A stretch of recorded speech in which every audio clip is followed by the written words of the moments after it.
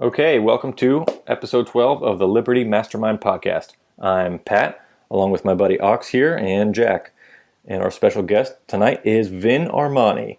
And tonight we're going to discuss with him tons of freedom and liberty, and the only type of liberty, which is individual liberty. And specifically, we're going to talk security without the state. Before we patch him in, Ox, I'm going to tell you one quick story, and you can maybe tell me one of yours. So tonight I have being sent by the military to go see a doctor tonight for a shoulder and a back injury. I got sent to a practice to see a specific doctor. And of the 3 doctors in that clinic, I got sent to the one that doesn't look at the spine at all and doesn't deal with upper extremities at all. So I went to a doctor that doesn't look at any of the issues that I have going on with me. Thanks, military. Oh my God. Do you have a second appointment set up with someone who actually is a specialist in that area? Yeah, I had to fight tooth and nail to get and just the basic level of care, like, seeing someone. So for everyone out there that thinks that the government will solve your problems, this is what you're looking at. And I'm sure Vin's going to love to talk about that tonight. Oh yeah. Well, okay, since we're doing story time and it sounds like you made it into a competition, I got you beat, homie. I got you beat. So being in mental health, come on. I've got a constant cornucopia of weird, fascinating, scary things that I can draw from. So let me here's one right up your alley, okay? You might get excited even. I don't know. There's sort of an emerging fetish of laying alien eggs inside yourself. It's basically, here I'll describe it. It's basically an ovipositor that lays gelatin eggs in the body cavity of your choice. And unfortunately, without me asking, people tell me that the sensation of this mushy extraterrestrial ovum slopping out of them it's swell. Well, the good news is we do believe in freedom of speech in this podcast. And if we're talking liberty, in this country, I think you should be able to shove whatever you want into yourself, as long as you're not hurting anybody. And I know, Pat, you're dying to know what an ovipositor is. It's basically a big dildo. Oh, sweet. that lays the goopy eggs that are molded from gelatin, again, in the body cavity of your choice. So, welcome to mental health, my man. Awesome. Well, let's go ahead and patch Vin in, and we'll keep the talk to more security in the state and liberty, and maybe next show we'll talk more about that. All right, here we go.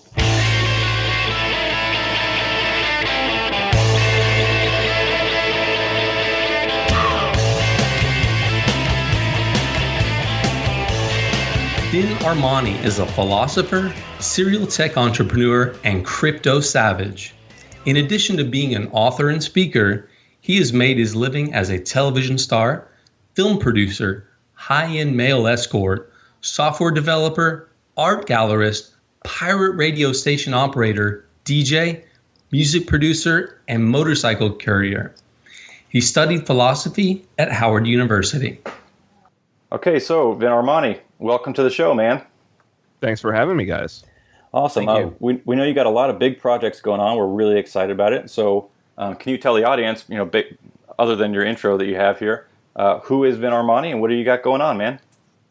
Who is Vin Armani? Oh, my goodness. I think most people who know me for spending 6 seasons on a TV show, a reality show on Showtime called Gigolos. That's about the lives of myself and 4 of my best friends here in Las Vegas. And that's been on the air for about, 6 seasons.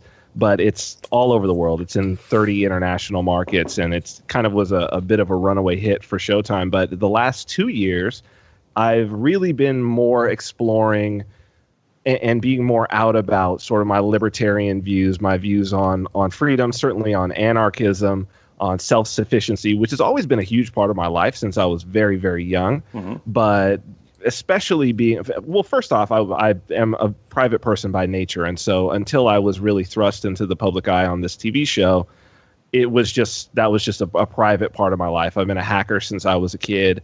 Awesome. And most hackers, and I'm still a software developer, and I still am constantly working on software, both for myself to dog food stuff, and just because I enjoy doing it, it's it calms me, and it's one of the things that I do as a hobby, but also a passion. And I think most people who are deep into software and who are deep into technology have a sort of countercultural vein that runs through their philosophy. That's always been there for me. But then being on TV,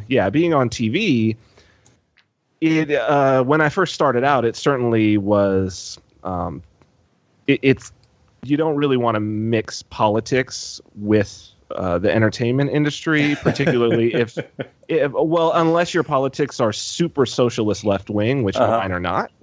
And so I didn't really feel comfortable doing this and being more public and open about my political views until I was well established and the show was, as I say, a hit, and people knew that I was kind of out there anyway. And so the past 2 years has really been writing, speaking, and doing my show, which is almost a year now, of the Vin Armani show on Activist Post. So that's a 2-hour weekly show every Monday morning.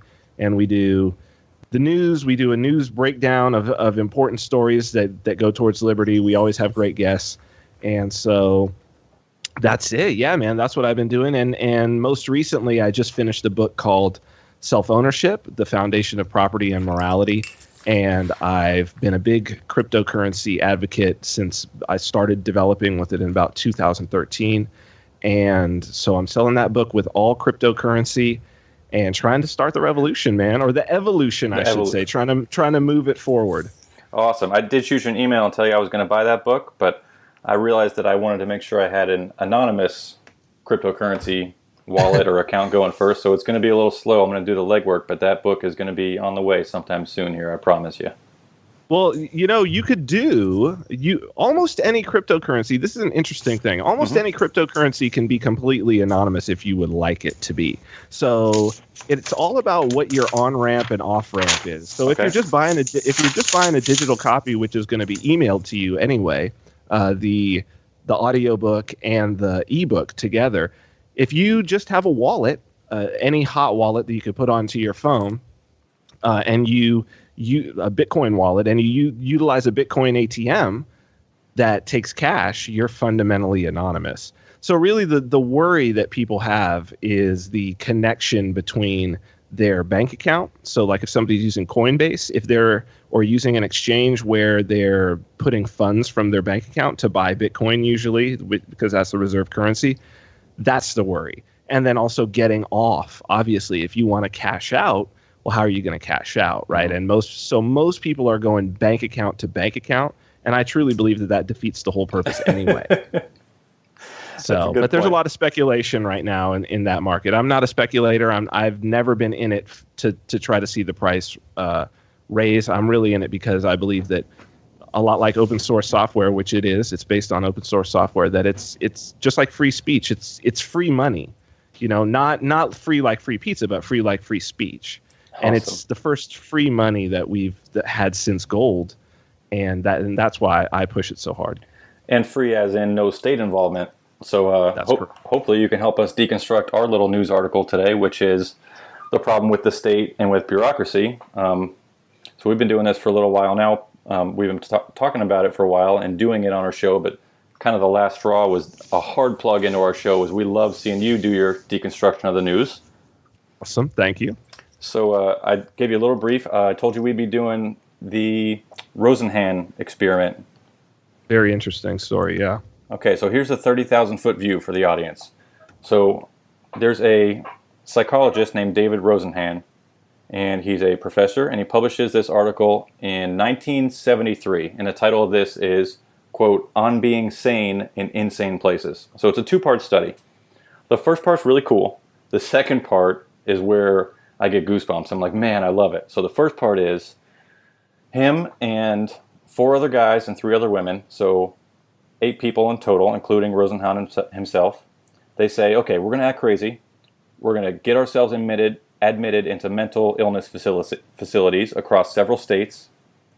And the day that we get there and we get admitted, we're going to immediately start acting like our normal selves. So we're a pseudo patient. We're a fake patient. We're faking it.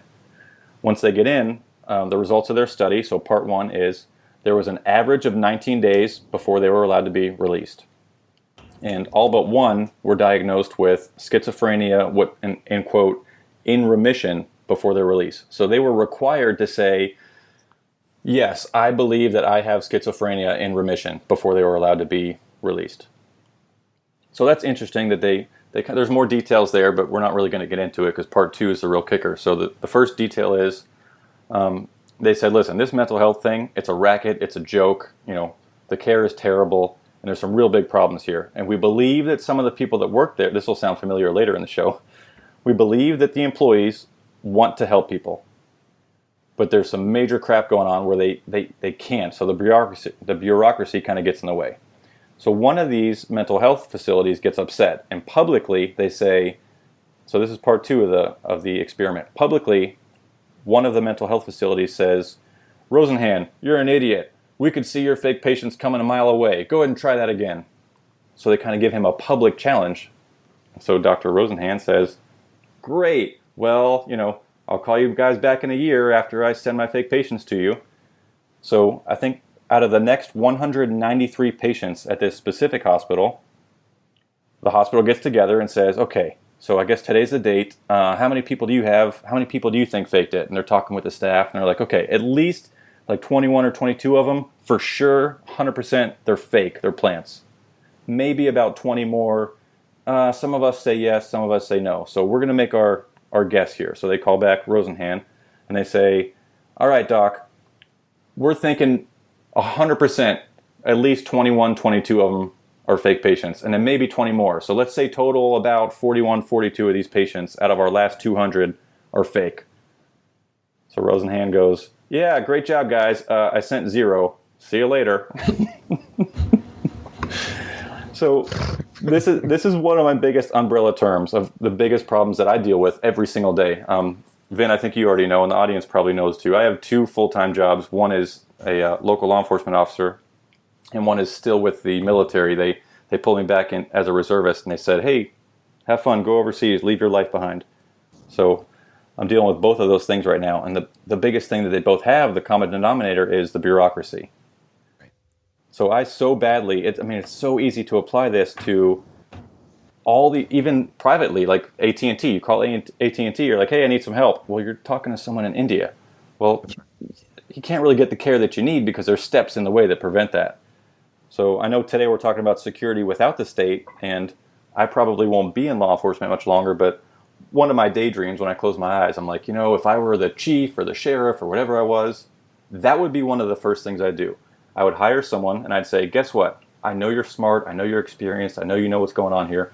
We're going to hire you as a brand new officer or brand new deputy, and you're going to do the job just like everyone else does, and you're going to come back to me and tell me what the hell is really going on out there, because I'm in my little tower, I'm the chief, whatever, but I need someone with a complete open door policy, and I need you to feed me information because I need to know if what I'm doing up here is making a difference or not. So that's like one of my daydreams, and I think that you can apply this Rosenhan experiment to so many things in life where things in the bureaucracy, they are what they are until someone calls you out on your crap. Well, I actually have an anecdotal personal experience with almost the exact, what is being said in there is exactly right. When I was a very rebellious teenager, and when I was 16, my grandmother had given me this old 1970s Mercedes, and I decided that I was going to drive it to see this chick that I had met over the summer who lived in Colorado, and I was living in outside of LA at the time, Southern California. I got on the road. Reasonable so far. Right. This is an old 300D diesel Mercedes. This thing was a fucking tank. Baby puke brown, you know what I mean? No air conditioner. And it was it was maybe September. So it was like this. And I'm driving into the Mojave Desert. Car basically breaks down. It's got all these problems.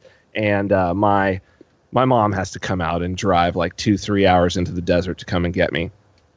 On the way back, my stepdad freaked out on me, and it was like, I'm going to take the door off of your room and do all of this. So I was like, you know what? Screw it. I'm out. I'm taking off. So my mom decides, okay, he's gone crazy, right? I guess however I was acting, he's gone crazy. Takes me to I think it was just an emergency room, and whoever was like checking me in there, whatever doctor said, well, asked me a series of questions. Well, do you think that you might hurt yourself? Do you think you might? And I was like, I don't know, maybe. And so boom, boom, committed. They were like, well, okay, he's going to be committed. And I guess my mom at that point had it, you know what I mean? And everybody. So what was interesting was, I got in there and it was exactly like they're describing. I was in there with some legitimately crazy individuals, I mean, granted, it was like a kind of a private facility, and it was like everybody in there was young and whatnot. But there were some people who had some serious issues in there. And my parents had pretty good insurance, and I think it was covered on that, right? But, I was still in there involuntarily. Mm-hmm. And it wasn't, and I would talk to every day you'd have to talk to the psychiatrist and all of this. And I was like, there's nothing wrong with me. I'm good. Like everything's fine. No, it was like a blank stare. And it was about 2 weeks in, I would say, that he called me in and he was just like, okay, started asking me questions. And instead of answering him, I just said, you know what? It really doesn't matter what I say right now. Whatever I say, you're going to say that I'm crazy. So you know what? Like, it doesn't matter. It doesn't matter if I say I am crazy. It doesn't matter if I say I'm not crazy. Whatever it is that I say, you're going to say I'm crazy. They let me out that day. Awesome. That's very government of them. That was the day. And that seemed to me that's the most interesting part. And it goes straight to what you're saying, is that the only sane individual is the person who can see how insane the whole system is. Oh my God, that's me every day at work. That is exactly right. Exactly right. And I think it's so easy to apply it everywhere. Like, and me and Ox and Jack, we've been talking. So one of the things we're going to talk about security here in just a second, but I think one of the ways we can bridge that gap with law enforcement, and we're doing it now, is almost, I'd like to say that kind of the body cam is kind of your pseudo patient. So if people are watching you, like if Dr. Rosenhan sends a bunch of fake patients, well, your body camera kind of tells you, listen, there's people that are going to call you out on your shit on every traffic stop. So I like that. I think that's great. And a lot of things. But let me ask you this, though. Sure. Don't you think that really as I've thought about this, and I mean, I'm sure we've got a long time to talk about it, but what you're describing there with the body cam is like, fundamentally, it's the juxtaposition of two things, right? It's the policy, right? The overall policy that supposedly everybody that comes in is trained on. Ooh, we can talk about that in a second. Right. But then there's, as happens in every established system and every bureaucracy, there's also the culture, right? And then there's a separate culture that you're also trained on, that you also receive training, perhaps even more training, because and a lot of what that culture is built to do is that culture is actually built to be the fixes for the bugs in the policy. Because it takes so long to change ineffective or inefficient policy that workarounds inevitably in any social organization get developed. And those workarounds then become the culture, right? So what the body cams are really doing is they're preventing you from using the workarounds, the cultural workarounds that have been put in place. And they're forcing you to basically use the most inefficient methods that there are, which happen to be the policy. Well, I could tell you that there's two small flip sides to that, and not even in an apologetic way. Like I'm sure that through the short interaction you and I have had, you can tell I'm not a freaking apologist. I don't give a shit about bad policing. I'll call it out in a heartbeat.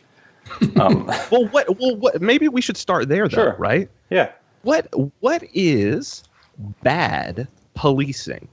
Like, let's define bad policing versus good policing. Sure. Bad policing. Excessive force is one of the easiest ones. It's a super hot topic lately, right? Well, what's excessive? I'm going way overboard on doing something that doesn't have to happen to get the mission accomplished. So the Pelian principles say, so some guy back in England, the first police department, the first what they call modern police department, says, okay, I'm going to give you a list of principles. Here's what we're going to operate on. One of those is we use the minimum amount of force necessary. The last step we're going to take is a physical confrontation, including even if we have to leave and come back later to avoid a fight. So that's what he says. So it's good to know where you're coming from. If I see someone doing a traffic stop, and there's different levels of force. So if a suspect says, a suspect, person, whatever term you want to use. So if I do a traffic stop and I say, you're driving crazy, you're going to kill someone, I have to stop you. So I go to the window and I say, unfortunately, because of some sort of weird computer glitch, or maybe you have a warrant, or maybe I see that you have something illegal you're not supposed to have, and we can get it. I have differing opinions about what people should and shouldn't have. I fought the drug war for about a decade, and I hated it. But let's say I have to make an arrest. So there's different levels of force. So someone could be what they call completely cooperative. So I say, step out of the car, I'm going to place you under arrest. And they go, okay, great. There's what you call passively resisting, where they say, I'm not getting out of this car. And I go, okay. So I open the driver door. I say, please stand up. I grab you by the arm. I stand you up. I place you in handcuffs. You're like, I don't want to go. I'm like, okay, well, walk back to my car with me. You're not fighting me, but you're saying you're not really going to do what I order you to do. Right. And then the next level would be actively resisting. So I go to put handcuffs on you, and you pull away from me, and you step away. I grab you, and you kind of put your weight on the ground. And I'm like, oh, so you're resisting me, but it's without violence, which is actually a charge. Right. And a lot of people say, I got arrested for resisting the police. Well, it's not a charge. The charge is either you're resisting without violence or you're resisting with violence, in my state that I work anyways. Right. So there's different levels. And then the last level would be, you're fighting me, which means either you could punch me or shove me or spit on me or try and kill me. So there's all those different levels. So if what happens at the level if I try to kill you? I think reasonably what any normal person would do would be, I defend my life. Right. So here's my question then, right? My question is, so we started with the very first person, the compliant person, right? Are they complying because they're a naturally compliant person? Or are they complying because they realize that even if they just got stopped for a taillight being out, that should they decide to escalate it, that the end of that escalation is them dead? Yeah, unfortunately, I can tell you, even me, as a badged officer, if I get pulled over, my heart starts to race, and I know I haven't done anything wrong. And the first thing that goes through, it happened last week. I got pulled over. I was wrongfully speeding. I was in a town I wasn't familiar with. And I was going, I think 15 or more miles over the limit. And I got pulled over, and I thought, oh, okay, well, he'll come to the window. I'll show him my ID. I do have my weapon on me, so I'll inform him of that. And he gets to the window, and my heart's going nuts. And I'm like, what if this idiot takes this the wrong way and kills me? There you go. And I'm a cop, and I know that happens to people all the time. And I hate that. So then that goes to my question, right? If we're asking what is excessive force, like, there's only one level of force that's ever being presented once those lights go on. Once those lights go on, there's one level of force. And that level of force is deadly force. I think because if the deadly force is not there as a threat, could you let me ask you this. Could you do your job, the job that you've been asked to do, if you were told, 1, you cannot carry a weapon of any kind, lethal or non-lethal. 2, you may not put your hands on anyone unless they have first put their hands on you. Could you do the job that you are asked to do now if those were the stipulations? I could do some of the things that my job requires, not all of them. So you couldn't fully do the job that you're doing now? Not fully, no. So that should say that it's the only reason that you can fully do your job is because in the room, every single time, in every interaction, is the threat of deadly force. That's a big part of it. Yeah, I wouldn't venture to say that's 100% of it, but that's a big part of it. Yeah. Well, and so the things that you couldn't, and I think that's huge, right? And that's a great start for the private side. One of the things that's been interesting to me is I have actually a great resource. My youngest brother, my baby brother, who is 11 years younger than me. I don't know if I even told you this as we were setting this up. I know. I just know that one sentence that you have someone in security in your family. Yeah. Yes, it's my baby brother. I'm not going to say who he works for, but he's on the private detail of one of the wealthiest individuals in the world, top 20. Okay. For him and his family, I believe they have about 24 people on that detail. And including former Mossad, former Navy SEAL, Special Forces. He was actually Marine SWAT. So I forget what exactly they call the version of SWAT in the Marines. He was an MP, very highly trained, highly respected, and he works with them. One of the things he was telling me the other day, I find his stories very, very interesting. But he told me, for instance, they absolutely will not hire. And now, mind you, this is executive protection. Okay. Right. So this is protecting high value targets. They will not hire Secret Service agents. Former cool. Secret Service agents. I'm dying to know why. The reason why they won't hire Secret Service agents is because Secret Service agents are used to assaulting people on a regular basis. That if they have their principal, right? If they have their principal and they're moving their principal around, Secret Service agents are used to pushing people. They're used to shoving people, to giving people forearm shivers, to kicking people, whatever they have to do to move their principal through. If he's moving his principal through and that bad habit shows back up in an instant, and that's part of their training, his principal, who's super wealthy, is now liable on a major lawsuit. Right, because the CIA, the Secret Service can. And there's nothing that anyone can do about it. Exactly. Because the state has a monopoly on the use of legitimate violence. Right. The state has a monopoly on being able to assault people and have no repercussion. And so that's why when we talk about the body cameras, that it's like, well, okay, you've got a body camera, but you're still able to do things with that body camera on that no private citizen can do.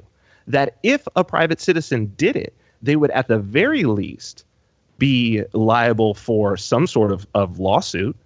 And at the worst, they would actually be liable for criminal charges. Yeah, we had a long talk about that before our interview, me and Jack and Ox. And we were saying, okay, well, what could we do without the state? Could we have a private community that said we want a private guard? Well, those exist.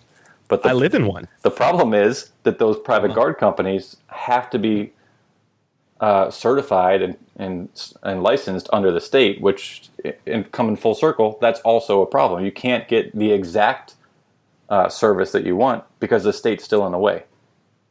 Well, right. I'm pretty sure that my brother is not beyond his carrying. I'm pretty sure that he is not otherwise. There may be some private investigator licensing or something that you have to have for executive protection, but they travel globally, right? So he's traveling around the world. He's not licensed in every single location that's there. I've always wondered how they get away with that, because I would love to do that. Well, because you can. There's international laws about it, but the thing is that you can delegate, and this is the key. This is the very most important part, right? In pretty much any society, you can certainly delegate your protection to someone else, right? So let's say I'm walking down the street, right? And I'm walking down the street with one of you, and someone jumps out and tries to rob me. And you being, having a good angle on them, cold cock them. There's not going to be criminal charges against you, even though he was trying to rob me. I agree with that. Yeah. Because I can delegate my self-defense to someone else, or somebody jumps out. You're walking down the street with a girl, right? And some guy jumps out and tries to grab her purse, and so you fucking tackle him and beat the shit out of him. Absolutely, right? Because she can delegate that to you. This is just part of common law, right? So we can delegate. I can have people at my house if they're legally armed.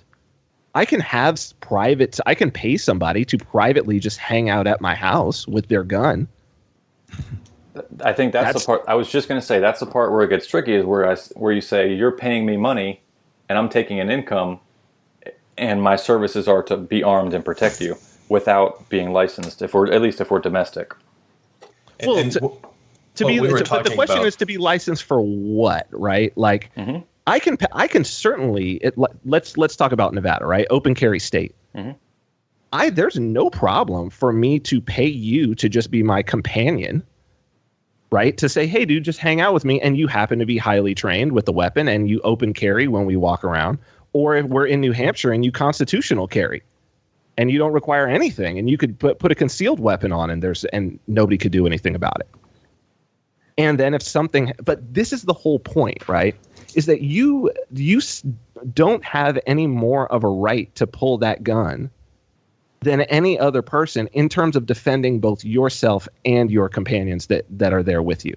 I can delegate my right, that the same that I would use if I was open carrying, right? I have a right to defend myself, but I don't have a right to do more than defend myself.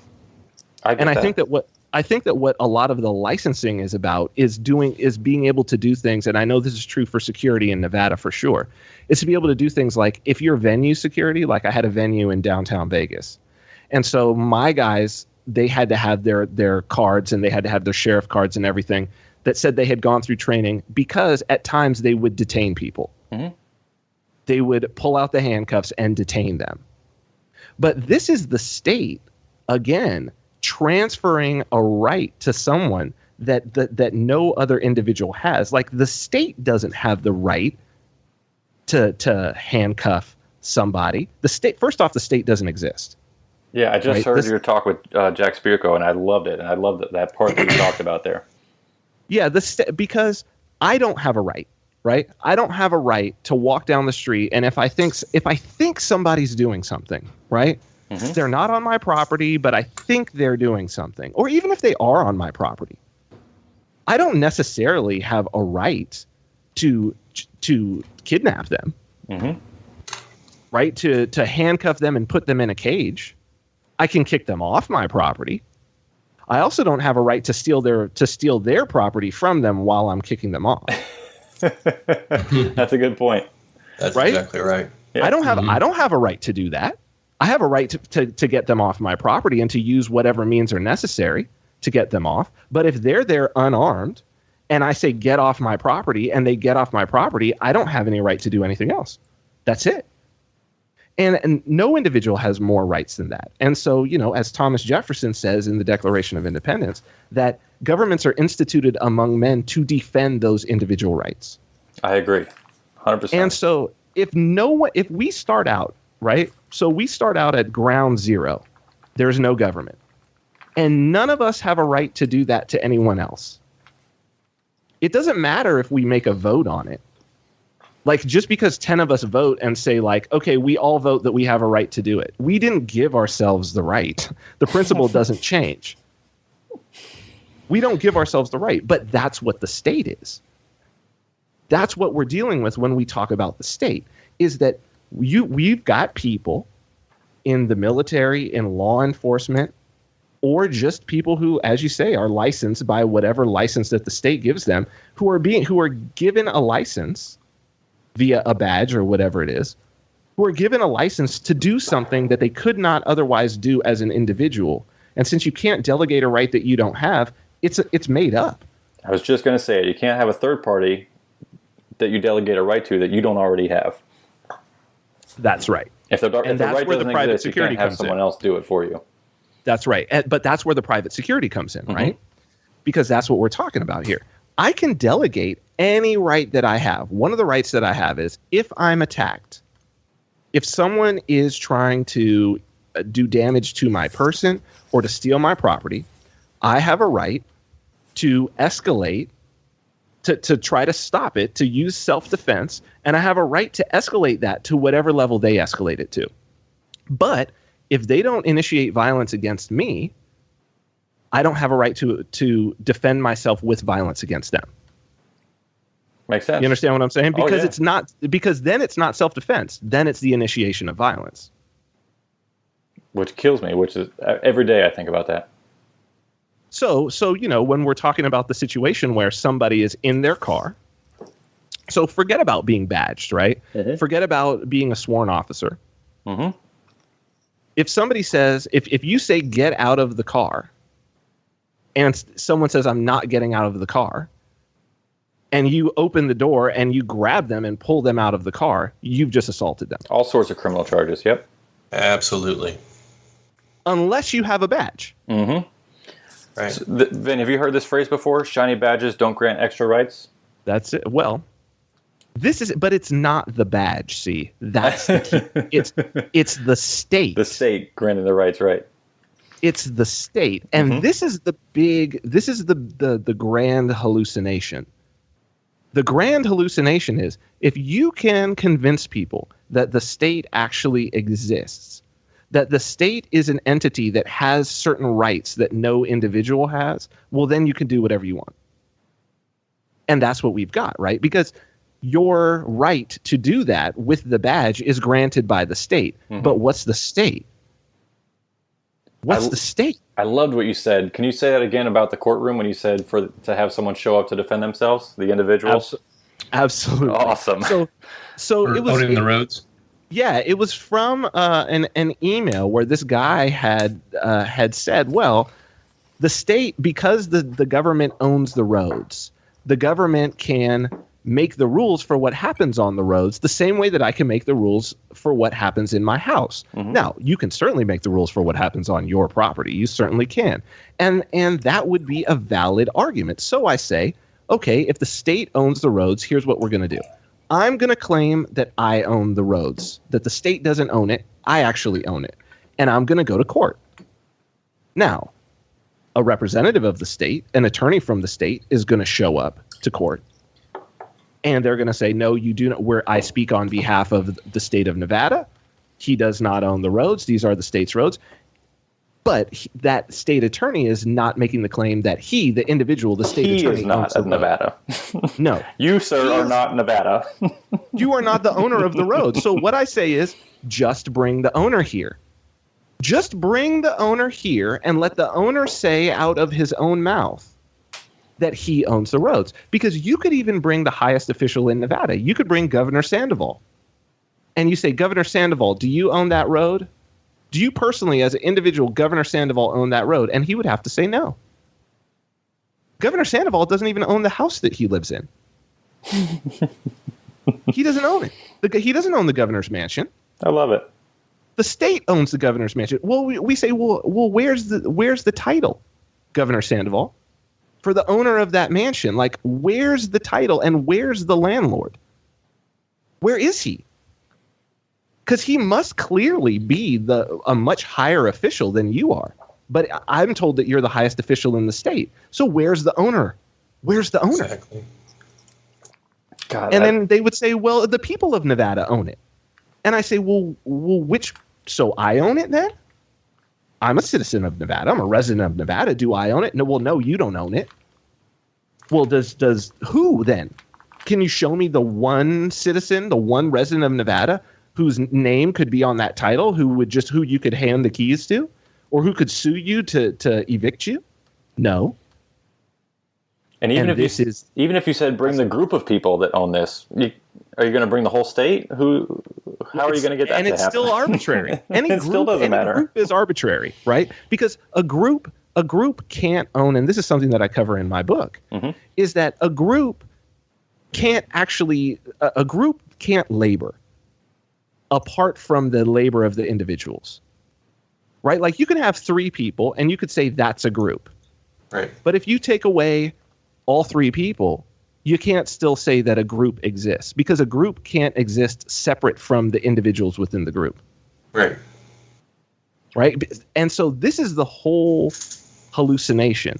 The whole hallucination is that only individuals act, only individuals think, only individuals feel, only individuals labor, only individuals create property, only individuals can own property.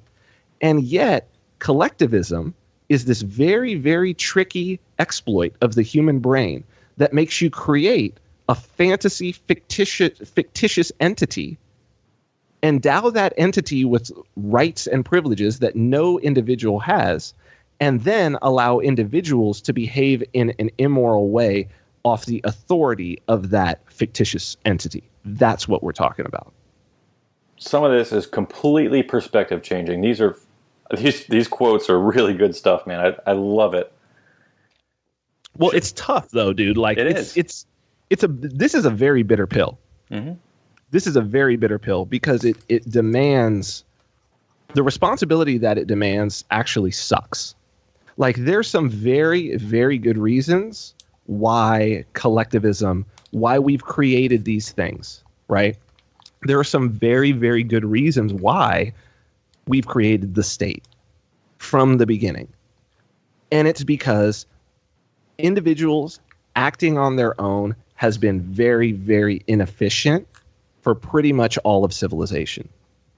Like, to organize people using, whether it's a man in the sky who judges your actions, or whether it's a king and his power, or whether it's a state, regardless, whatever it is, those are very, very effective ways of getting people to behave to a certain degree, at least getting most people to behave nonviolently. Unfortunately, it means instituting and institutionalizing violence.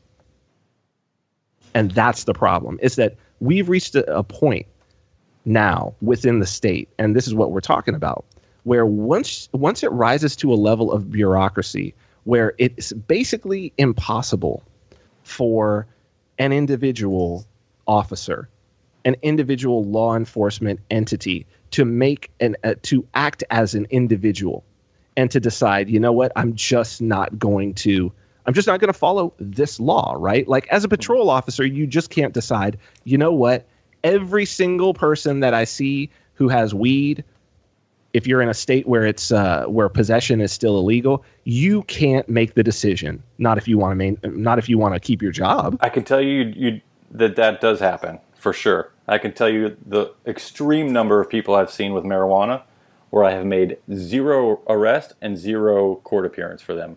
And a lot of officers are doing that lately. A lot of them. I can tell you in my small town that they look for weed like it's heroin. Their paycheck. I mean, honestly, yes. Yeah, it's horrible. And Jack, that's, are you talking about law enforcement? Yeah, I've never. Yeah. My department has never cited an officer for not making a marijuana arrest, as far as I know, and they've never done it to me. And I've had plenty of people that, even at a minimum, if I say, okay, well, you're not allowed to have this, it's a seizure, I kind of got to take this, and sometimes I'll take it, sometimes I won't, but I don't even like that part of it. So now that every day when I get more enlightened, I'm like, God, I'm not going to deal with this at all. The quantity, I guess, is different, and the terms of an arrest are different. And I can tell you that, I'm sure you're aware, police often make arrests to solve problems that aren't necessarily the cause of the arrest, if that makes sense to you. Oh, I've been arrested for those. So unfortunately, sometimes we're problem solvers. There's something going on, and it's crazy, and there's one guy causing problems. I can't arrest him for a made-up reason, but I do know that he has what we call an illicit substance on him. So to solve this problem and to restore the peace, I'm going to make this arrest. I'm going to call it a drug arrest, even though it's not. It's a drug arrest. He has it. He's not supposed to have it. You're going to jail for this. But you know what? The problem is solved. So sometimes we use that as a tool, but I won't even do that anymore. I won't. But I think that you are the exception. And what you're describing, I think that goes right back to it, right? What you're describing in terms of even the way that you just described it, right? There's no way that that's what's being taught at the academy. Oh, but don't even start me on a freaking academy. What a waste of my life. I spent 6 months learning nothing. But see, this is my point, right? This is my point. And that's the bureaucracy. That where the real learning happens within the culture. Mm-hmm. And so what you just described something that's a cultural axiom, right? And it goes back to what I said at the beginning, where I said that the bureaucracy, the actual policy, is so ineffective down to the point where you're like, I learned nothing. Mm-hmm. It's literally nothing. And sometimes you learn the opposite. You learn things that'll get you killed. Right. And the culture makes up for it. Mm-hmm. Right. And so when like you just said, you learn things that'll get you killed. That's the policy. The policy will get you killed. Mm-hmm. The workaround is the culture. But the problem is that the culture cannot be remade by remaking the policy. Does that make sense? Absolutely. I think about that culture. Law enforcement has a failing culture, period, across all 50 states and federally. Our culture is completely broken. And if you do some research on any police website, you'll dig hard. I mean, just a moderate amount of digging. You'll find those articles pop up left and right about the culture being broken. It's broken across the board. But you gotta think about, like, I think about this because, I mean, I'm a systems guy, right? Like, I'm a software developer. And so we have something that we call code debt, right? And what code debt is when my background is mainly startups, right? We'd work in small teams, venture capital backed startups. And our job was to go from whiteboard, basically an idea, and usually not an idea by technical people, and to manifest it into like reality, right? To bring it into being, and to do it fast because we were burning through this venture capital.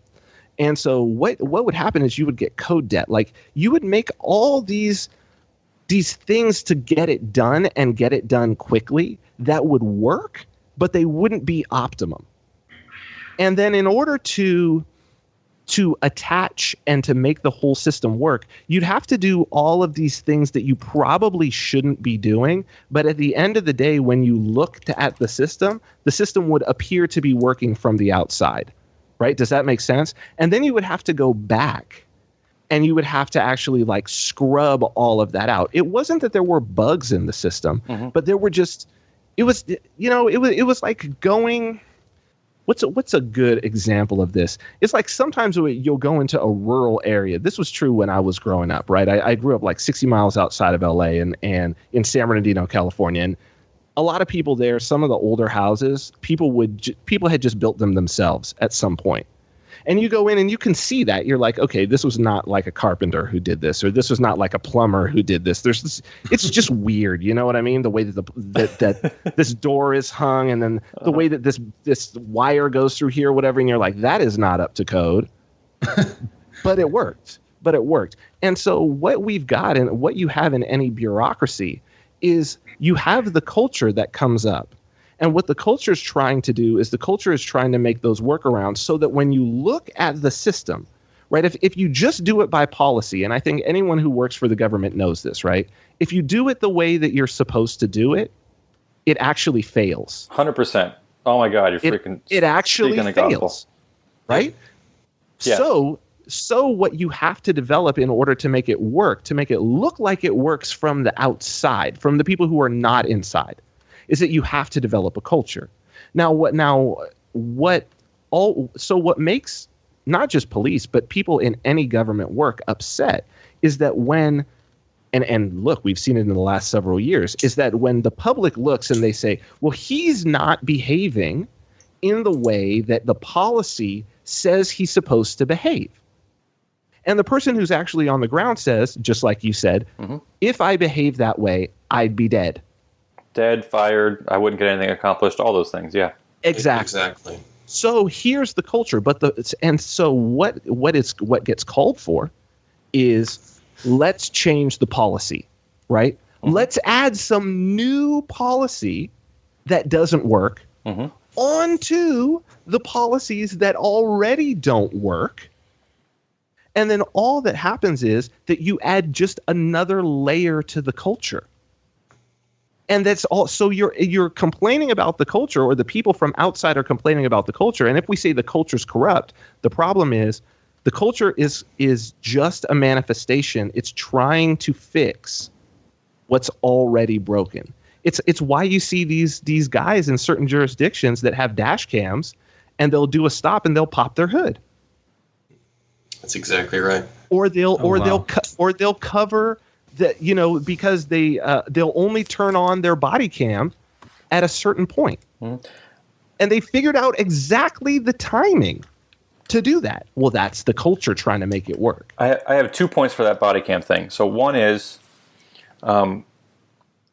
there's a flip side to that, which is about, and it's a rumor. I haven't spoken to anyone directly that has made this claim, but I can understand where there are cops that, because of their body cam or their dash cam, they now can't do their job the right way. So if you have a body cam and you walk up to a bunch of kids with a handful of weed and you say, hey guys, you're free to go, just, can you maybe drop that on the ground as you walk away?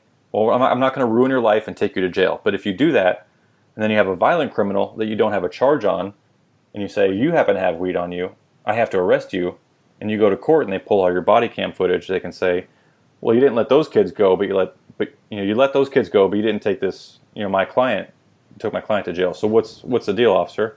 We have your body cam footage that says you let all these people go, but my client you decided to take for a weed charge. So I've heard that's a claim. That's the corruption. I've heard that's a claim. Yeah. But the truth is that not like 99%, but 100% of every single officer that I've spoken to that does wear a body cam, the last time I was at my agency, we didn't have them, but every other agency that I've ever dealt with and talked one-on-one and looked in their eyes and said, hey, you have a body cam, what do you think about that? 100% of the officers have said, I am so thankful for this. It has made my job so much easier. Because a lot of people don't know that a lot of what law enforcement deals with is what we call not a legitimate victim. So we solve problems for people that have done stupid things with stupid people at stupid places for stupid reasons, and we go and we're babysitters, and now that we have a body cam, we can say, hey, I understand you're acting crazy right now, but look right here on my shoulder, you see that? And they go, what's that? And we go, a camera. And they go, oh.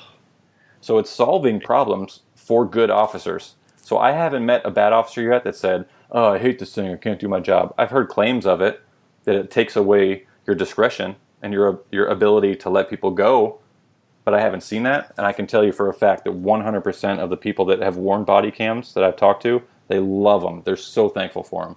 So I haven't seen anyone pop the hood yet, and I haven't talked to anyone that does that yet, but I just think it's important for the audience to know that there's definitely two sides to that story.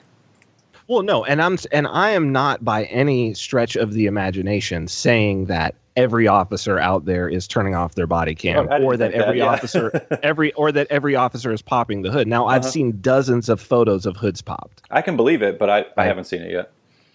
So, well, I mean, you could Google them. There's tons of them, and particularly out of Chicago, right? There's a ton out of Chicago. I wouldn't be surprised when I see the pictures. I won't be surprised.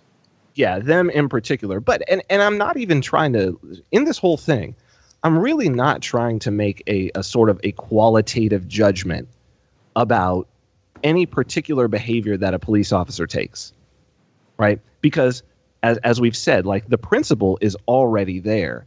That it's like even the most angelic of officers, right? Even the most angelic of officers is committing what would otherwise be an assault, kidnapping, false imprisonment, were it committed by that same individual, and were he not a sworn officer with a badge? I 100% agree. No argument. And I think that's the point, that when we start to talk about the private solutions, that fundamentally what we're talking about is we're saying, okay, because what's often lost is this. What is the purpose? What is the stated purpose, fundamental purpose of the police? It depends. There's a couple questions. Do you want me to ask that, or you got to follow up? I mean, well, as an officer, and from being involved in law enforcement, I mean, in a one sentence fundamental, like, why does the institution of the police exist? What does it exist to do? Well, the easiest answer is what people say is to protect and serve. That's nothing that the courts have told us or the Constitution have told us. That's just something that ended up on the bumper sticker of a police car in some agency. I think in California it started, and it caught on like wildfire. But people think that is our purpose, and sure, I think that's reasonable. Okay, however, so to protect what? The public and the government, the public, all the people, and the property within your jurisdiction. Sounds reasonable to me. So we know the government doesn't exist. So you can't protect the government. I also didn't agree to the contract that the government holds me to. And you can't protect the people. That doesn't even make sense, right? Because even the murderer is a member of the people. Mm-hmm. It's not your job to protect him, right? So what the idea of protection is, what we want out of the police is we want the protection of person and property, right? That's the fundamental idea. When people think, that's the fundamental idea. Somebody is stealing my shit. Somebody is threatening my life. Mm-hmm. Somebody shot my brother. Right? Like, the idea is that the police are there to protect life and property. Unfortunately, that's not always what we do. Right. And this is why when we talk about private, that all that private security can do, it's not that it's all that they do, it's all that they can do. Because they're just being delegated rights by whoever it is that they're defending, right? So all that I can do is I can protect my property and I can protect my person, right? That's the only way that I can get into, that I can use violence to solve a problem is in defense of my person or my property. Right. Vin's not out serving arrest warrants and writing traffic tickets. Right. And I can't. You can't. What you can do is your friend gets in a fight, you back him up.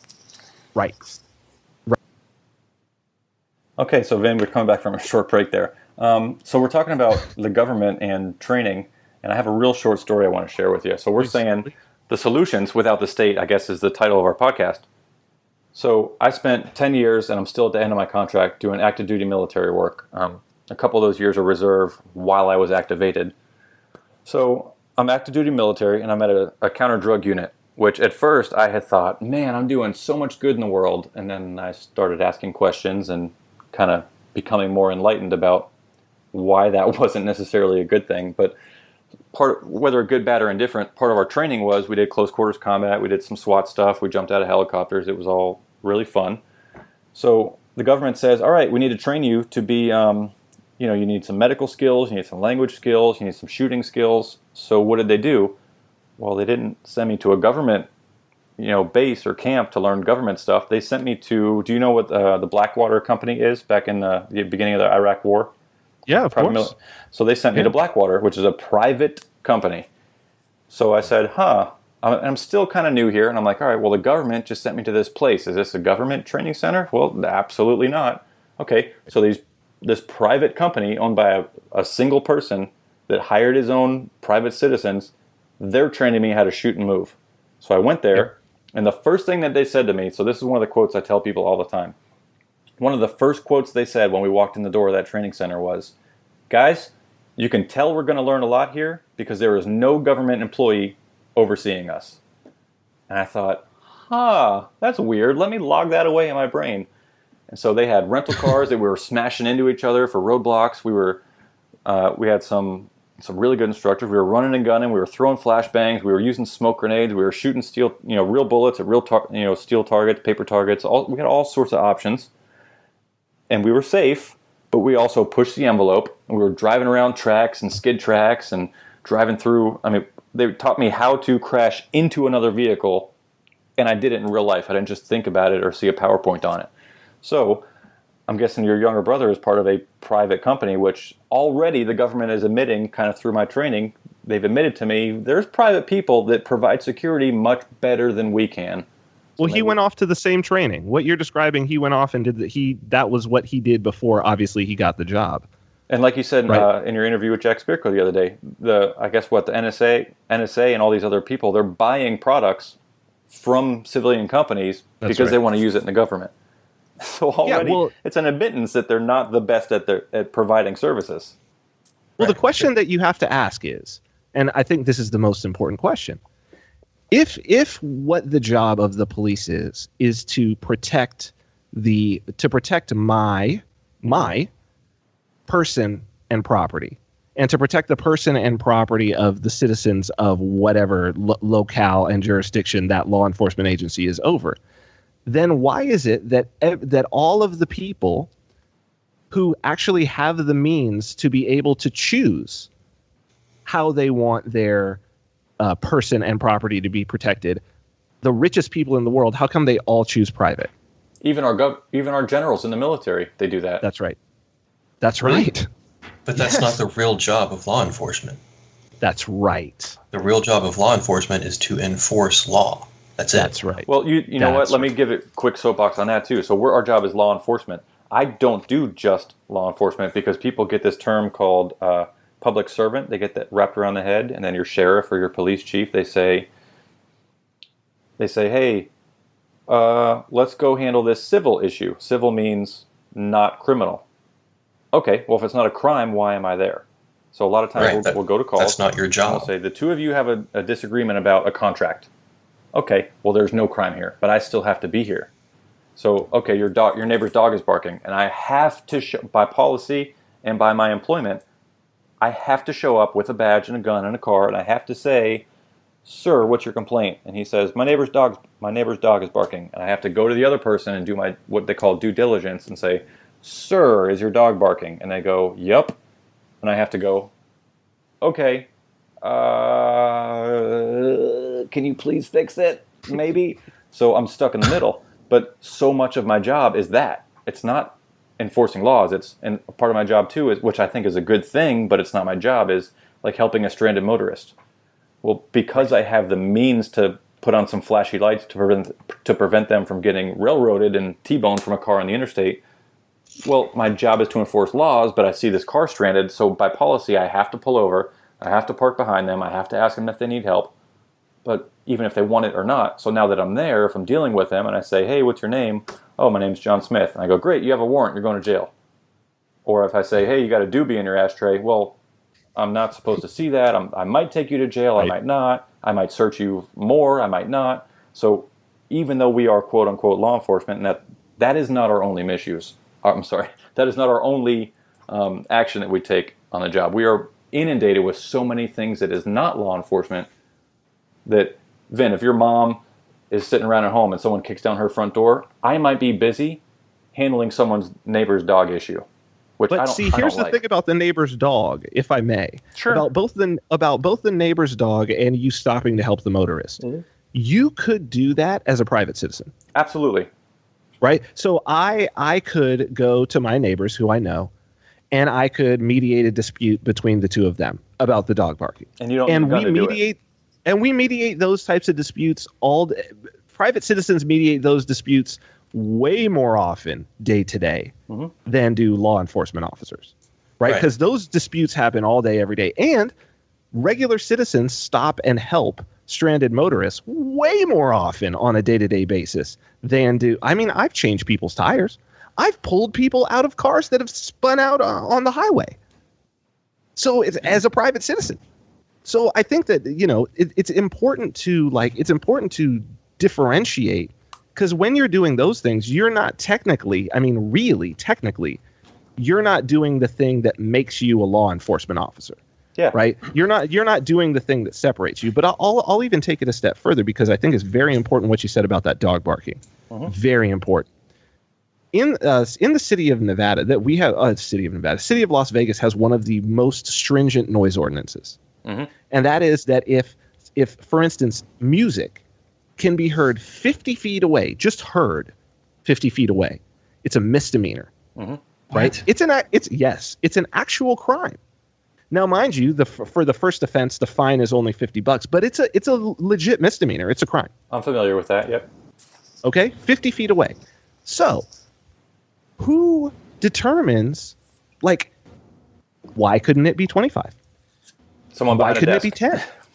Why couldn't it be? Well, it's a legislator, right? It's a city council person or whatnot. But you have in terms of enforcing crimes or in enforcing the law and having to deal with the things that are crimes, anything can be made a crime. If your TV being loud enough that it can be heard 50 feet away, which honestly, look, if you're watching a football game and you've got the window open and you've got a second-story apartment, that can be heard 50 feet away. If you've got 5.1 surround sound, you could hear that 50 feet away. It basically turns everybody into a criminal. And we've got so many laws. Oh, God, it's crazy. That everyone's a criminal. I mean, there's things that I was pulled over. I was pulled over recently. I have a little rant about the whole thing that occurred with it, but I was pulled over recently for making a left turn, and I didn't go into the correct lane when I was making a left turn. It was a one lane with the turn light, and it turned into a 3-lane road, and I guess I was supposed to go into the leftmost lane. I don't even know which lane I was supposed to go into, but supposedly I went into the wrong lane. Boom! There go the lights behind me. Now, granted, I have a car that looks like a drug dealer's car, right? It's chromed out on 26-inch wheels and the whole nine. And I was driving through an area that's got a lot of those in it. You know what I mean? And so I know I was profiled. Fair enough. And I choose to drive the car that I drive, and I know that it attracts attention. But it's if it wasn't that, it was going to be something else, right? They had their eye on me They were deciding, I'm sure this guy's either got drugs in the car or he's probably got a warrant. And so they were going to follow me until I did something. And you know what? Invariably, I would have done something. Not use my turn signal. You know what I mean? Mm-hmm. Something. Did some reason to make stop, contact. Something. And that's the job. That's the job. And you know what, Vin? You might be surprised to hear this, but I don't fit in very well at the law enforcement agency that I work for. Well, I mean, the fact that we're having this conversation, I'm not surprised that you don't fit in that well. I have the lowest arrest rate on my entire squad since I've been hired. And sometimes people view results that way. Luckily, I think both Ox and Jack will be the first ones to tell you, I'm the first one to complain when there's shitty leadership and shitty government and shitty policy, but it could be much worse. I'm actually really grateful for the agency that I work for, because here's some policies a lot of people might not know exist. Right. My command has an actual written policy that says, listen, when it starts getting dark out, we prefer that you do not initiate traffic just for traffic's sake. If you're looking for a criminal and you're patrolling a specific neighborhood and you see something that doesn't look right and you use traffic as an excuse to start a conversation with somebody, that's fine. But don't waste your time writing traffic tickets when you're working for us, because we want you to be ready to help actual citizens that need help. So that's written in policy, just like that. A lot of people don't know that that's a thing. And I'm really grateful for that my bosses aren't saying, go out and write tickets, because I refuse to do it. I actually got stopped by my sergeant who said, hey, I noticed that you've been giving people a lot of verbal warnings. I said, yep. I said, that's my discretion. And he said, well, we really prefer you to at least give maybe a written warning. And I said, are you telling me I'm not allowed to give a verbal? And he said, well, we can't tell you that, but... And I said, great, well, would you like to know why I do that? If I'm in a neighborhood and I'm looking for people that don't belong there, and I'm looking for criminals, and I stop someone for rolling through a stop sign, and I get up to the car, and I see it's a family of 5 coming home from dinner, and they got a kid in the backseat crying, and I go, hey, sorry, have a nice night, and they drive away, that's a verbal warning. Right. I said, I'm fine with that. And so sometimes the bureaucracy tries to push a little bit, but I'm actually really thankful for the command that I work for. So we have a lot of policies that are kind of like that are, luckily, our command has 0 traffic ticket limitations. There's no required number of stops, no required number of tickets, no required number of warnings. And their goal, at least on the night shift where I work, their goal is for us to be ready to help people that need help. So some agencies are terrible, but I can tell you that the one I work for, while I don't love the career field that I've chosen, I am still grateful that they don't breathe down my neck to do things that are violating people's rights. Well, let me ask you this. Sure. Like, certainly there have got to be departments that are better and that are worse, right? Like there's no question. There are enough clearly. There are enough separate and sovereign departments where, they could be ranked, and there's thousands. Mm-hmm. So it's like you can easily say, okay, this one's better and this one's worse. Now here's the real question though. The real question though is, even if you go to that best department, right? Mm-hmm. And in terms of the respect for individual liberty, and you take it back to whenever that department started, right? When it was functionally like a Mayberry, right? There were maybe 2 or 3 cops, and they knew every single person who was there. And you compare the respect for individual liberty at the beginning, and then you watch it over time. Now, while some departments are better than others, mm-hmm. the one thing that you will see across every department universally is that the respect for individual liberty has diminished over time in a steady way and continues to diminish the longer the time goes. I can 100% agree. People don't know what the difference between liberty and individual liberty is. They don't know that there's a difference. Right. Well, there is only individual liberty. Good point. Yeah, the people don't know that either. There is no other liberty, because mm-hmm. what else is going to be free besides the individual? Yep. Right? Like slavery is enslaving an individual. Like you're talking about individuals, right? And so individuals enslaving other individuals. And freedom is the way that I act towards individuals, because I can't act towards anything but an individual. Right? Like I can't behave in a way towards a state, towards a government, towards a group I can't even behave in a way to how do I? Like if I say I'm going to go and punch the U.S. government, nobody's getting punched. So, Vin, you interviewed Rayford Davis from Leaps the other day, right? Yes. I actually found him through Twitter. I don't remember if I found him through your site or if I just bumped into him, but we had a discussion the other day, and him and I both have the same exact story about that. So, his story is, well, I'll give you mine first. So, mine was, I'm in the police academy, and I'm learning, and one of the first phrases they tell us about, we're going to teach you general enforcement of laws. Hooray! So, I'm like, all right, let's do it. So, they say, remember this phrase, no victim, no crime. And I go, great, makes perfect sense. And then they say, okay, we're going to practice doing a drug arrest. So get out your little report writing sheet and pretend I have drugs on me and you just arrested me. What do you write down? And I'm like, okay, well, suspect or offender, this guy. And I go, victim, and I raise my hand. And I go, who's the victim? And they go, oh, just write the state. And I go, question. Who the fuck is the state? And they go, no, just it's fine. Just write it. And I go, nope, question. There's no such thing. And they go, nah, just write that. And I go, okay, well, what if I write the victim as the person I arrested because he's doing his own thing, and I kidnap him, I put him in a cell, and now I've ruined his life and given him a criminal record and taken his things from him. So isn't he the victim? And they went, no more questions from you. Let's just move on. Right. So he has a very similar story where he says, my training officer said, no victim, no crime. So I said, who's the victim? And he said, just write the police department's address. And I said, that don't sound right. And he said, yeah, let's just do that. So what do we know, right? We're new. Not much we can do. Well, that's the hallucination, right? Like that's what I'm describing. That's why it's so powerful. And it's done that way on purpose. I believe it. It's done that way on purpose because there's a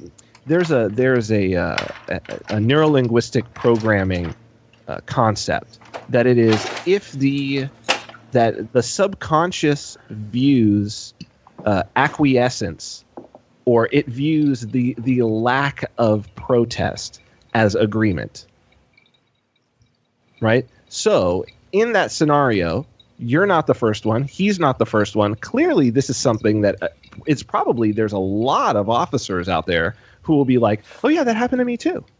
And some giant percentage of them write down exactly what they're told.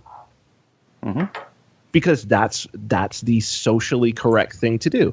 You're being trained. You're in a student mode. You ask a question. What am I supposed to do? You're given an answer about what to do. The easiest thing to do is just to do it.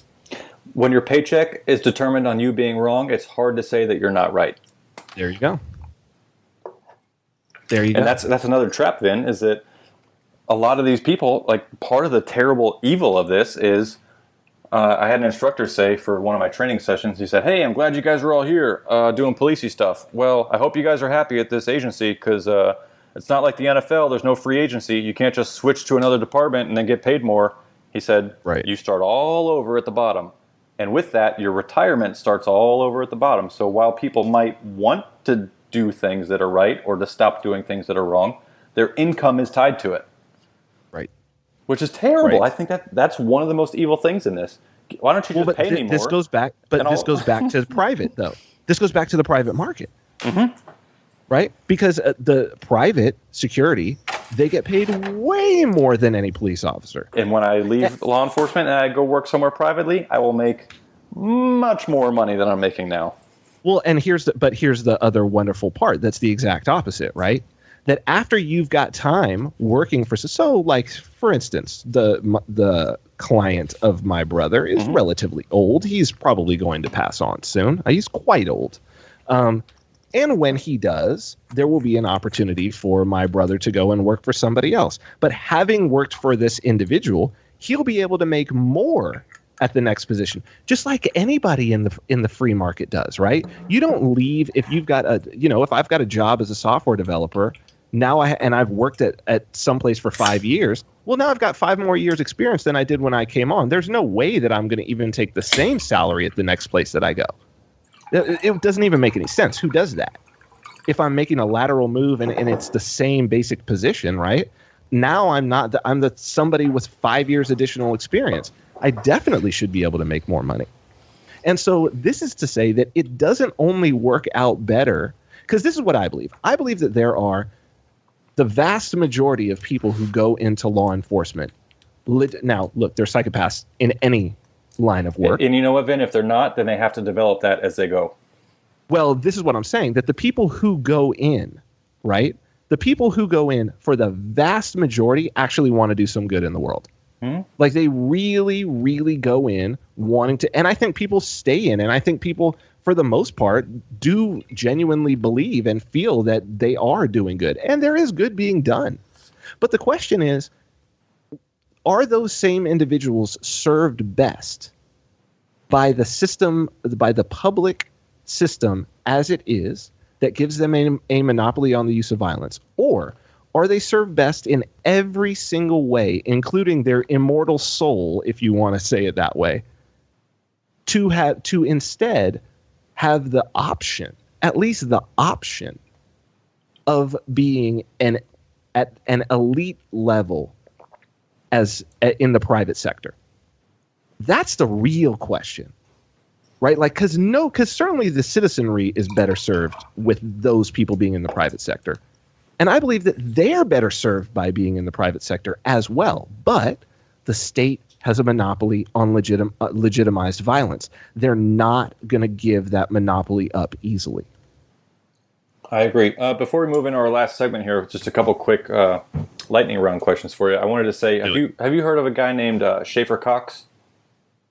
The name sounds very, very... Who is Schaefer Cox? I'll give you a quick overview. So I found him on YouTube, browsing through that. So he's out in Alaska, and he says, okay, so I'm doing some research, and a great speaker, young guy. So he's doing some research, and he says, okay, well, there's this thing called common law, and there's this thing called common courts, and in Alaska, we'd like to be there and not bothered by people. So, and I don't know the details, but something in the Constitution says something about, besides the common court, the state will give you this. So he said, okay, so there's this thing called common court.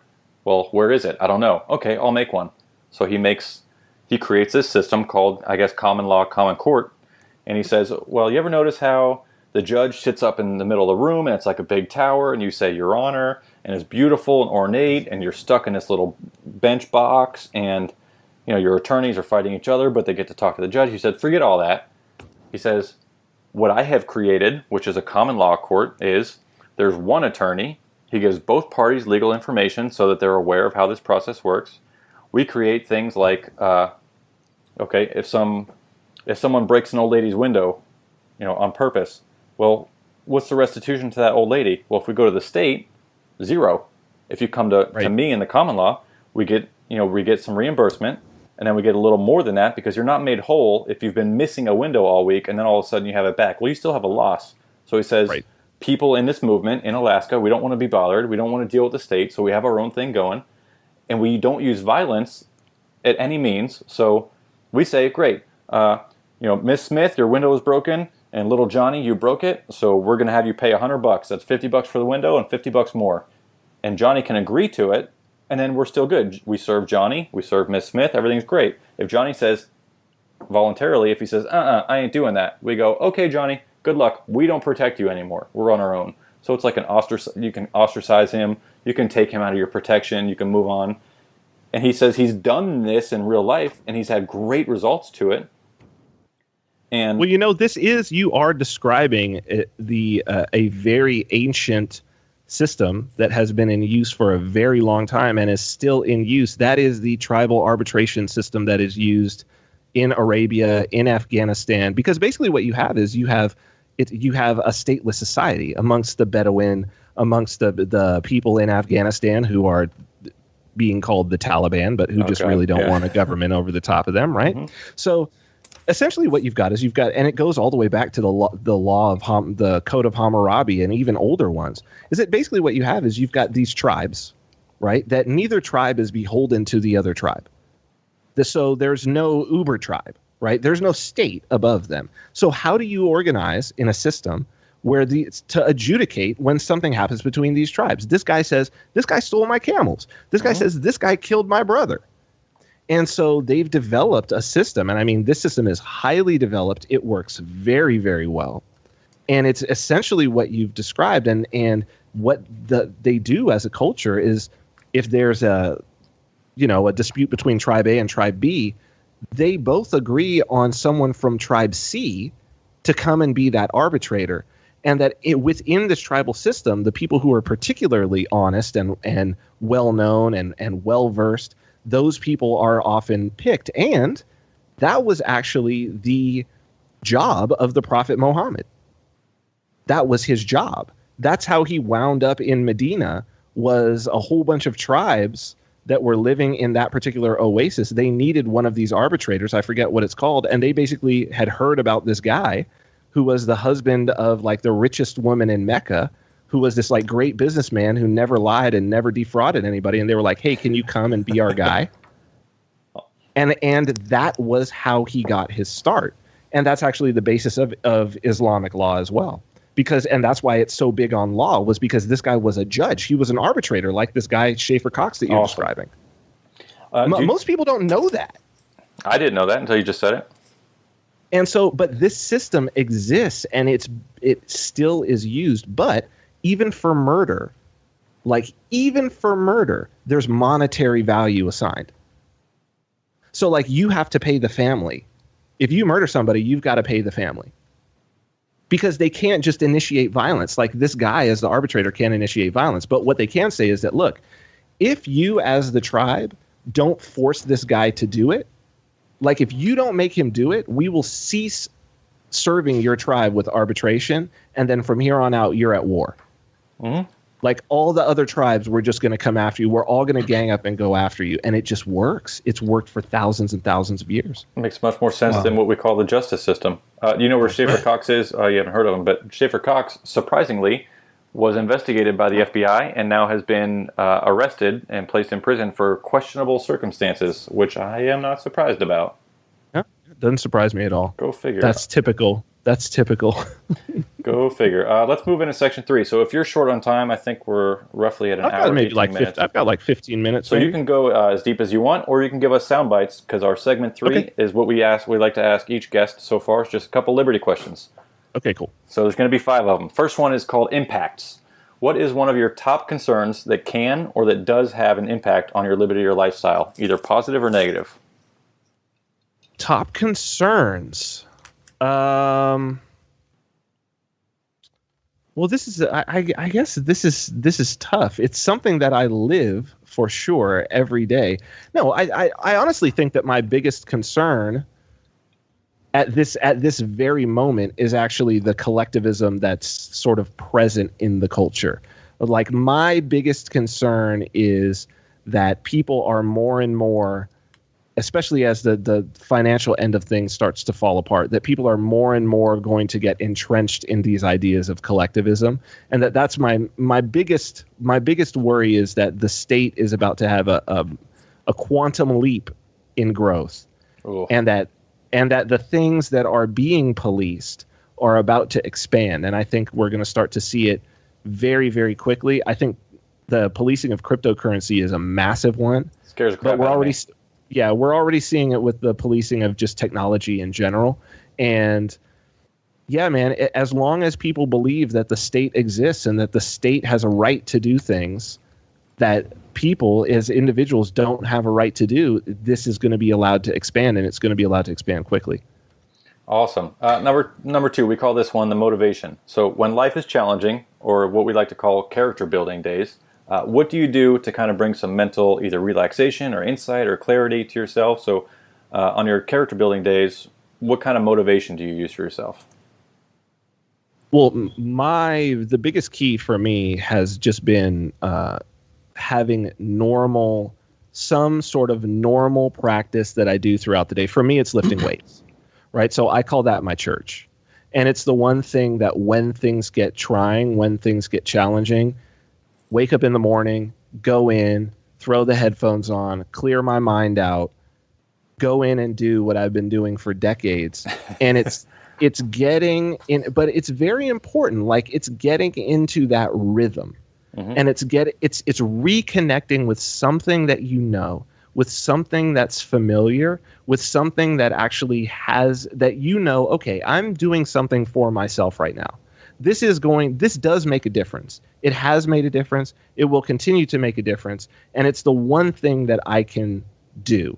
And there's a lot of, I think that this is across everybody that I've ever heard discuss it. It's always something very, very simple. And it's usually something very tangible and physical. But for me, that's what it is, to get in there, to actually feel my hands wrapped around that metal, to go through the motions that I've gone through time and time again, and then to come out of it and be like, okay, reset, restart. So for me, that's what it is. But it could be any practice. Awesome. Number 3 is mantras. So a mentor once told our buddy Ox here, he said, start every day happy. So what do you do, Vin, to start your day either with positivity, or do you have any favorite mantras or quotes that you like to use, throughout the day or throughout the week?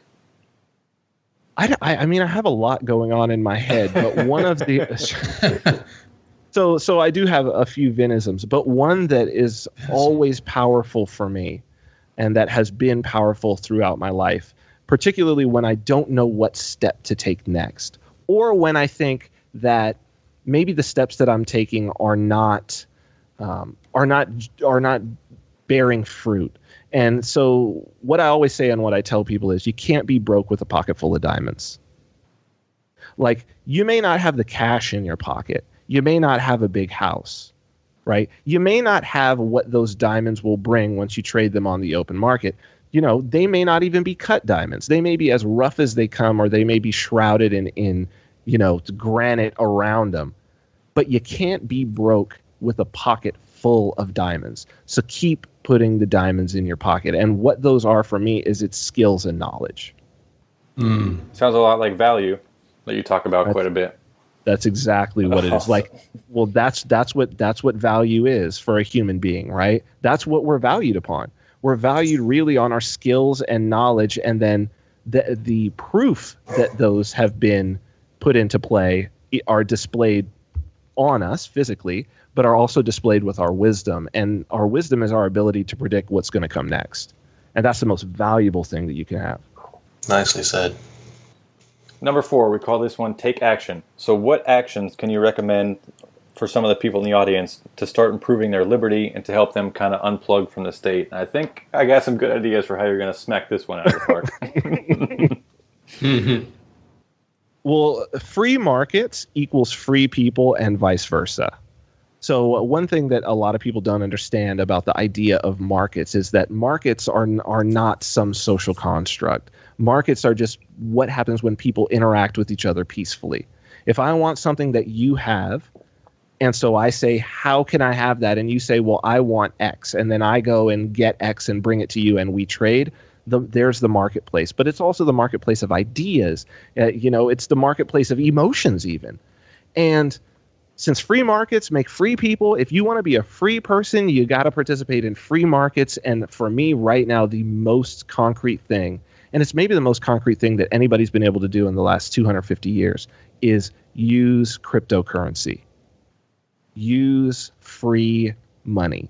Get as comfortable with it as you possibly can. Acquire it, and then don't just acquire it to speculate on it because you think that the price is going to go up. If the price is going up, that means that there's utility to it. Well, what's the utility? The utility is to use it. Exactly. Not to speculate on it. That's what I believe. Yes, not to speculate. That's what I believe right now, concrete. And people will be surprised at how their mind will expand, because you have to embody something before you can articulate it. Like, look, I'm sure at this point, Pat, that you could train somebody, a newbie, in firearms training. Yeah, I do all the time. Yep. Yeah, you could take them to the range, but before you could give, or you gave that first lesson, right?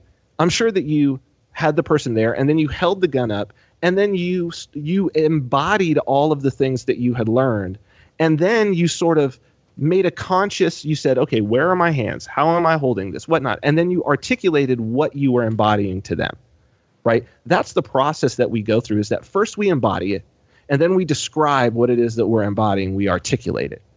So the way to embody freedom is to actually participate in the free market. Embody it first, and then you can articulate it later. Awesome. Speaking my language. Vin, let me jump in for one sec. Vin, you mentioned cryptocurrency quite a few times. You also kind of introduced us to a term that I just learned about. Tell us about crypto savage. The crypto savage. So our cultures change. Cultures change. And when they change in the biggest ways and the ways that are the most impactful, it's always because it's always the introduction of another culture, right? So for instance, tomatoes are not native to Italy. They came from the New World. But could you imagine Italian food without tomatoes? Some people would even say that pasta, some people say Marco Polo brought pasta to the Chinese. Some people say he brought it back from China. So, it's possible that neither pasta nor tomatoes were in Italian cuisine. What changes a culture in that regard is it's the savage. And the savage is those ideas and people, particularly those ideas, but ideas live inside people. But those ideas that come from the wilderness, that come from that unknown land, that come from the new world. And cryptocurrency is a savage idea, and we see it being attacked as otherworldly and alien by the powers that be. But it's something that arose within the culture itself. And so the idea of the crypto savage is that the crypto savage is this new type of individual. And I mean, us having this conversation here, we're participating in that crypto savage culture, right? Podcasts are certainly part of that culture, way outside of anything that's mainstream and very accessible. And it's part of that. So the idea is that crypto means hidden or secret. And the savage is that it comes from the word sauvage, which is a French word for the forest.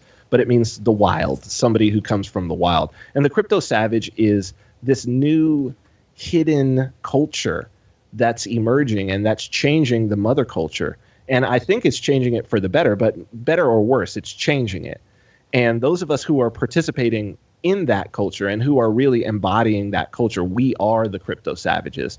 And although I coined the term, I think anybody can look around and see that this culture has existed.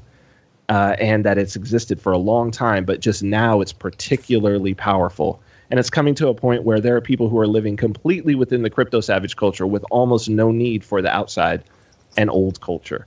And so I think that this is what we're seeing coming, and the people who adopt this new culture sooner are going to be the people who really prosper in what's coming. Absolutely agree. And I love that phrase, crypto savage. It's excellent. All right, Vin, last one. So this is our recommended reading. Do you have any recommended reading or YouTubing or podcasting for the audience for either Liberty or for some specific topics we talked about today to kind of help them? And we're going to talk about your book next, too, so you can include that, or we can talk about it in the next segment. Yes. Okay, so... And we'll make sure that all these links are in the show notes. My three... teachers, three people that I think is very important, particularly for men to be familiar with, is Joseph Campbell, who discussed the monomyth. He wrote a book called The Hero with 1,000 Faces. You could probably get it as an audiobook. I think that's the best way, is to listen to it, because it's really, stories of heroes are really meant to be heard. They're really oral. And it's about the hero's journey. And the hero's journey is this, it's an archetypical sort of metamorphosis of the individual, but we also see it played out in almost any narrative. You take it from Star Wars to The Matrix to Lord of the Rings to Harry Potter. They're all actually the same story. And that's what Joseph Campbell was getting at actually back in the 40s with The Hero with 1,000 Faces. Actually, George Lucas got a hold of the book, and that's what made him write Star Wars. So it's actually based on that framework.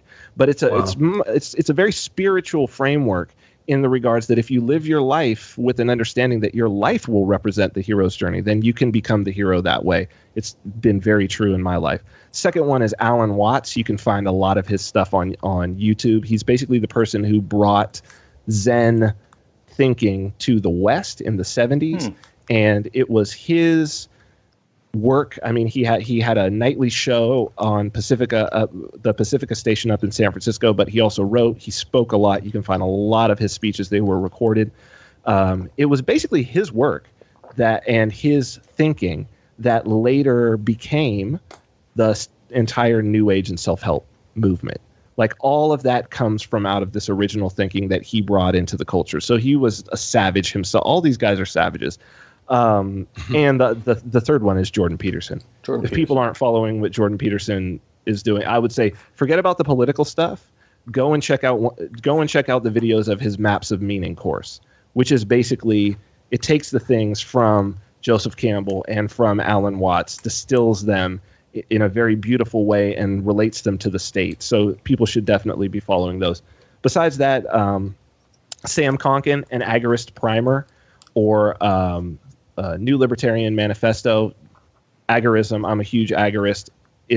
For me, it's functional anarchism. Before I understood agorism and creating a stateless society through the use of the free market peacefully, I felt very discouraged in terms of the idea that I might not ever see a stateless society and that we were stuck with what we had. But agorism truly gave me hope, and it's probably the reason why I'm even sitting here having this conversation with you guys. Awesome. So those are, I would say, those are the ones in terms of content that I would go to straight away. Awesome. I'll make sure those are all in the show notes on libertymastermindpodcast.com for the source article here. So Vin, the floor is yours. We'd love to hear you talk about your new book, Self-Ownership, and any other way that the audience can find you and follow you. Well, easiest way to find me is vinarmani.com, but on Twitter, I'm Vin Armani, Facebook, Vin Armani, no spaces, and what else? YouTube, also, same, Vin Armani. My new book is Self-Ownership. We've talked about a lot of the concepts here, but it's definitely, I think, worth picking up. I love the audiobook myself. It's read by a guy, John Loth, and his voice is amazing. I've listened to the audiobook back myself about 3 times, and I'm like, did I write this? This is really, really good. We talked about a lot of the concepts here, but it's really the core idea of where does your liberty come from? Where does morality come from? Where does property come from? And I break it down in a way that is separated out from any dogma, any religion. It's just as self-evident as it could possibly be. A lot of the things that we've talked about here, and people can check that out. You can get hard copy or the digital copies, which is the audiobook and the ebook at vinarmani.com/self-ownership. Awesome, Vin. Awesome episode. I'm really happy we had you on today. It's been a blessing, man. We're super pumped to have you. It was a pleasure, man. It was a really, really great conversation. Thank you, guys. Awesome, and hopefully we'll see you again soon. You will, absolutely. And it's a fall workshop, hopefully. There we go. Vin. Thanks, guys. Thank you. And that is the end of episode 12. We would like to thank our very special guest, the dapper, the funny, the insightful Mr. Vin Armani, for hanging out with us tonight. Thanks so much for listening, and we hope you tune in next week for Rayford Davis to talk specifically about awakening from the system and becoming enlightened to the BS going on in law enforcement. If you found value in today's show, then please subscribe and follow us at libertymastermindpodcast.com, Liberty Mastermind Podcast on YouTube, at the Liberty 3 on Twitter, iTunes, Google Play, and also feel free to get involved in the comment section for today's show. Until next time, be alert, stay safe, and seek out liberty in everything you do.